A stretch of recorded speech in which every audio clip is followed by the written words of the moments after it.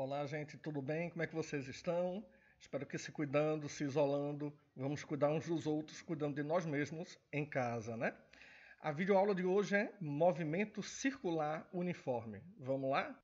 Vamos lá, gente. Nossa videoaula de hoje é movimento circular uniforme. Como está dito pelo próprio nome, né? Aquilo que vai se mover vai numa trajetória circular com o valor da velocidade sempre constante, ok? Então vamos começar pelos conceitos básicos, que são três. O primeiro deles é o que a gente chama de velocidade tangencial. O segundo, velocidade angular. E o terceiro, raio de curvatura. O que é isso? Bom, velocidade tangencial é essa velocidade V, né, esses vetores retinhos que você está vendo aí. Perceba que ela muda de acordo com o giro, né? Mudou a posição, o vetor vai se inclinando de forma diferente. A velocidade de giro, ou também chamada de velocidade angular, é a velocidade com que você descreve a circunferência durante certo tempo. E o raio de curvatura é a distância do centro da curva até a trajetória circular. Então vamos visualizar isso de forma estática para ficar melhor, né? Então perceba que V1, V2 e V3 são os vetores na posição A1, A2 e A3, respectivamente. Perceba que, por conta do movimento ser uniforme, o valor desses três vetores tem que ser iguais. Então, o módulo dos três vetores tem que ser iguais.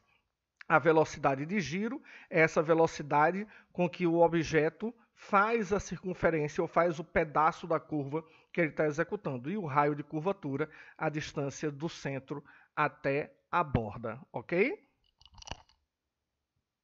Bom, vamos falar agora das grandezas lineares e grandezas angulares, que são elas que vão determinar a parte matemática do nosso estudo sobre movimento circular uniforme.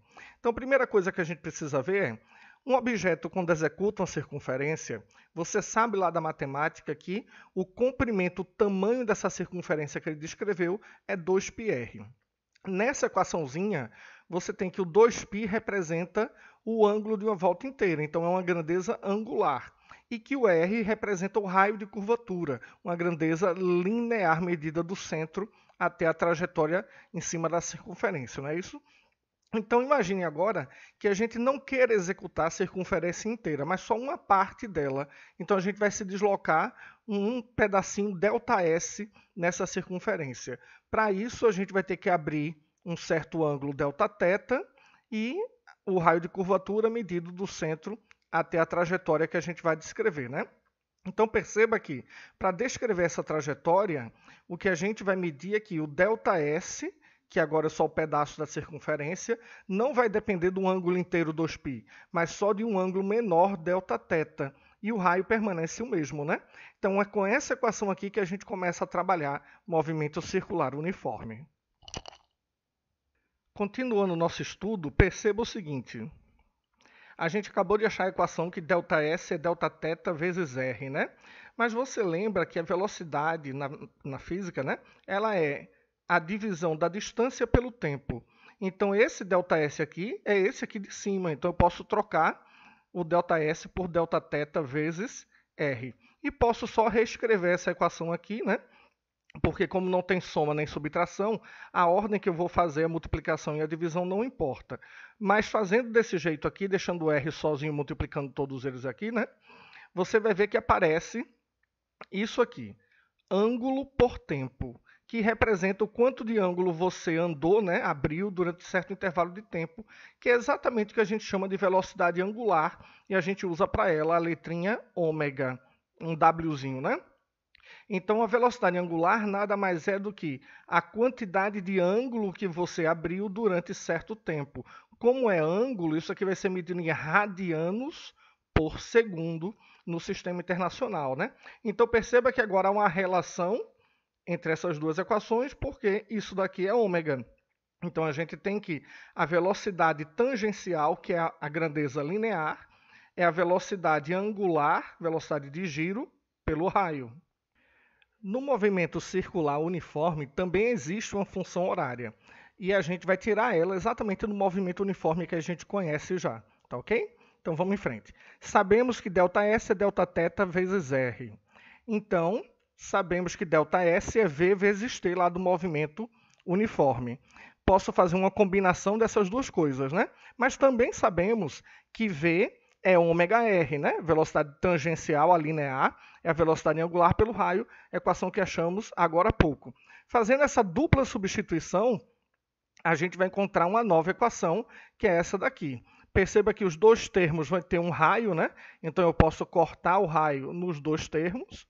Sobra, portanto, que Δθ, que é θ final menos θ inicial, é ômega vezes t. Vou passar o θ0 para o membro da direita, e aí a gente vai ter que o ângulo final é o ângulo de partida mais a velocidade de giro pelo tempo. Então, deixamos o ângulo em função do tempo, já que a velocidade de giro é constante e o ângulo de partida, uma vez que você saiba quanto ele vale, ele não vai mudar mais durante a questão, né? Percebe? Então, aqui deixamos ângulo em função do tempo. Essa é a função horária no MCU. Outros dois conceitos importantes no movimento circular uniforme são os de frequência e período. Então pense num ventilador de teto que está lá girando incessantemente. O que é frequência? Frequência é a quantidade de voltas que esse ventilador executa durante certo tempo. Então você pode ir lá, ficar contando durante 1 minuto, esse ventilador executou 180 voltas, então são 180 voltas por minuto. Essa seria a ideia. Então a equação que calcula é simplesmente número de voltas por tempo, ok? Então frequência, número de voltas executadas durante certo intervalo de tempo. O que é o período? O período é o tempo que você gasta por volta. Então, vamos dizer lá que ele gastou 0,4 segundos para executar uma volta. Então, esse 0,4 segundos é o período tempo que se gasta para completar cada volta. Perceba, então, que nessa equação daqui, se a gente fizer o n igual a 1, então se o n for 1, uma volta, então esse é o tempo de uma volta. Mas o tempo de uma volta é o período. Então, eu posso juntar essas duas equações através dessa daqui. Se o n for 1, o tempo será o período, então frequência e período são inversos. Quanto maior a frequência, menor o período. Quanto maior o período, menor a frequência, ok? Nosso último conceito de hoje é o conceito de aceleração centrípeta. A palavra centrípeta, centri quer dizer centro, e peta quer dizer seta. Então, é uma coisa que aponta para o centro. A aceleração que aponta sempre para o centro de curvatura. Esse vetorzinho verde que a gente está vendo aqui. É esse vetor verde que é responsável por fazer a mudança de direção da velocidade. Então, ora a velocidade está numa direção, ora ela vai inclinando, e aí você completa a curva inteira. Lembre que velocidade só se altera quando você aplica uma aceleração.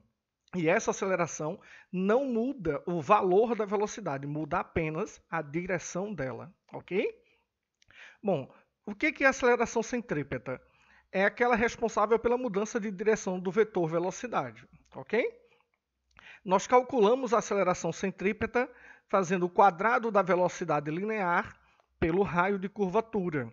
Mas também tem uma outra equação, porque a gente viu hoje que V é ômega-R. Se eu faço essa substituição aqui, a gente vai ter então que ômega-R vai ficar ao quadrado, porque isso aqui é V, né? Esse quadrado vai ser distribuído para os dois termos. E aí a gente pode simplificar o R quadrado de cima com o R de baixo.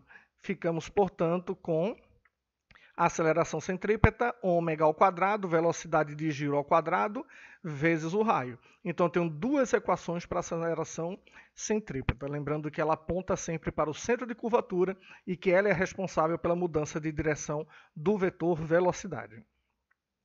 Galera, espero que tenham gostado aí da aula. Obrigado pela audiência, obrigado pela paciência. Estou à disposição em todos os canais para tirar as dúvidas, receber as críticas, sugestões. Valeu, até a próxima aula com resolução de questões sobre movimento circular uniforme.